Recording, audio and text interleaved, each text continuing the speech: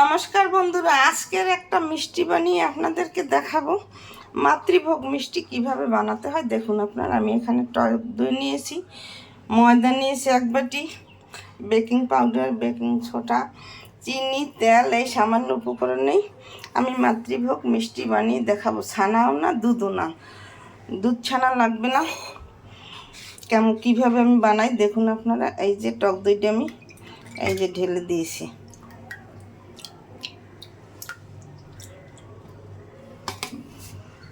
তার মধ্যে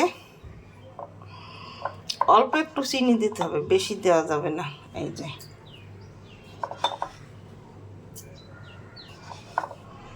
ছোট চামচের 3 চামচ চিনি দিয়ে নিলাম।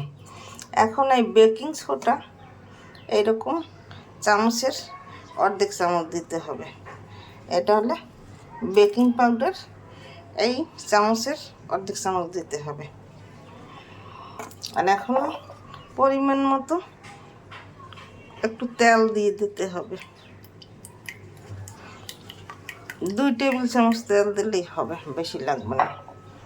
এখন এই বাটিটা ময়দাটা দিয়ে দেব, 1 বাটি। আর এই যে চিনি নিয়েছি, এই চিনিটা দিয়ে আমি শিরা তৈরি করব। এইভাবে মেখে নিতে হবে।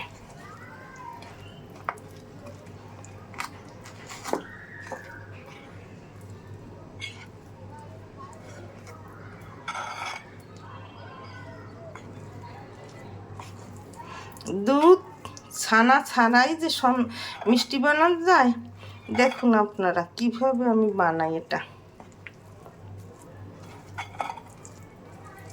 এই মিষ্টিটা বানিয়ে দেখব, আর মুখে লেগে থাকার মতো দেখবেন। হাত দিয়ে মেখে নিতে হবে।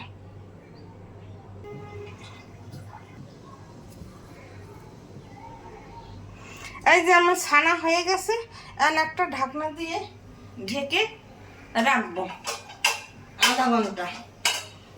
তারপর এই যে একটু নরম নরম করে ছানতে হবে। এই যে ঢাকনা দিয়ে ঢেকে আধা ঘন্টা রাখছি।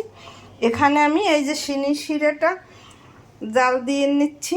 এই বাটির 1 বাটি জল দিয়ে আধা বাটি চিনি দিয়ে এই জলটা চিনির শিরাটা ছানিব, জাল দিয়ে নেব। আর ওখানে এটা হতে থাকবে, একটু সময় রেস্টে থাকবো।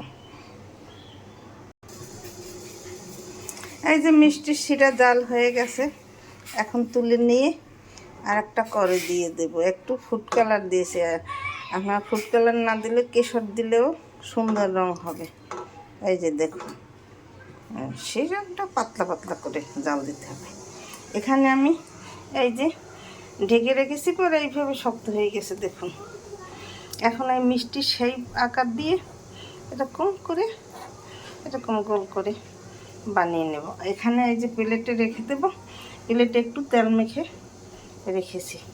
এরকম চাপ দিয়ে দিয়ে এরকম করে শেপ দিয়ে বানিয়ে নিতে হবে। তারপর একটু তেলে ভাজা শিরাটা নামিয়েছি। এখন এখানে একটা কড়াইতে তেল দিয়েছি, অল্প অল্প গরম হলে তেলটা, তখন এই যে বানিয়েছি মিষ্টি রাখা শেপ দিয়ে একটা প্লেটে রেখে দিয়েছি। অনেকগুলো মিষ্টি হয়েছে। এখন এরকম তেলে ভেজে দিতে হবে। ওই যে দেখুন ফুটে উঠছে যখন, ওইভাবে তখন বুঝবেন কম তেল হয়েছে। বেশি জালে ভাজা যাবে না, কম জালে ভাজতে হবে।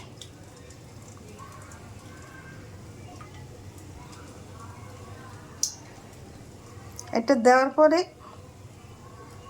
আপনি আপনি ভেসে উঠবে তেলের উপর।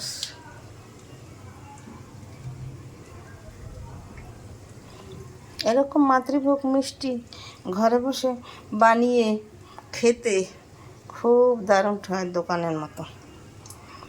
আপনারাও বানিয়ে খেতে পারেন এইভাবে। এখন এটাকে একটু পরেই ফুলে উঠবে। এই যে দেখুন মিষ্টিগুলো ভেসে উঠছে, এইভাবে করে ভাজতে হবে। এই যে দেখছেন ফুলে কত বড় হয়ে গেছে দেখুন। সুন্দর হয়েছে ফুলে।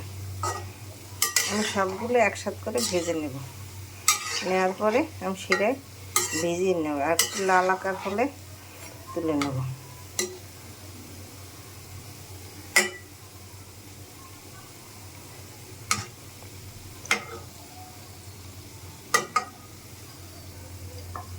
কম আঁচে ভাজতে হবে, এইভাবে লাল লাল করে ভেজে নিতে হবে। এরকম ঘন ঘন লাগতে হবে আর কম আঁচে ভাজতে হবে। ভাজার পরে আমি সবগুলো একসাথে করে ভেজে নেব। এখন তুলে নেব এই যে একটা পাত্রের মধ্যে। এই যে শিরাটা একটু গরম করে এগুলা মিষ্টিগুলো দিয়ে দিতে হবে, হালকা একটু গরম। এই যে আঙ্গুল দেখতে হবে একটু উষ্ণ গরম হচ্ছে, তখন একটু এগুলা ঢেলে দিতে হবে।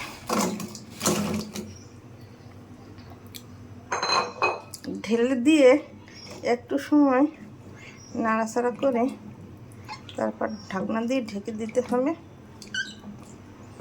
এরকম বেশি সময় লাগবে না, একটু যখন বিড় বিড় করে শব্দ হবে তখন বুঝবেন এটা হয়ে গেছে। এরকম একটু জাল দিতে হবে।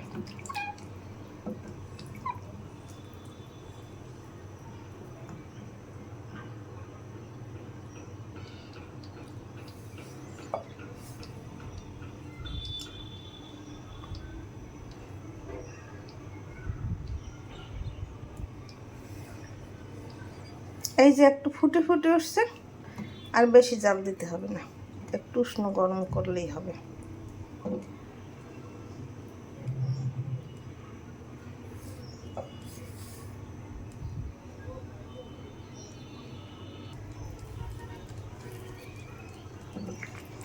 এই যে শিরাটা ফুটে উঠছে, দেখুন গরম হয়ে গেছে।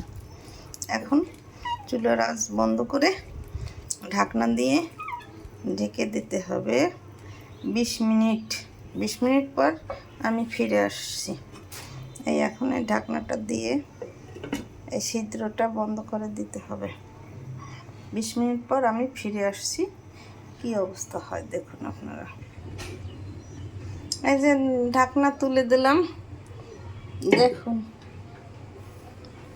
কত সুন্দর বড় আকার হয়ে গেছে। একটা তুলে আপনাদেরকে দেখিয়ে দেব কিভাবে নরম হয়েছে। এই যে দেখুন পঞ্চের মতো নরম হয়ে গেছে। এই যে দেখছেন মধ্যে কীভাবে হয়েছে। আমি একটু খেয়ে ভেঙে দেখি কেমন স্বাদ হয়েছে।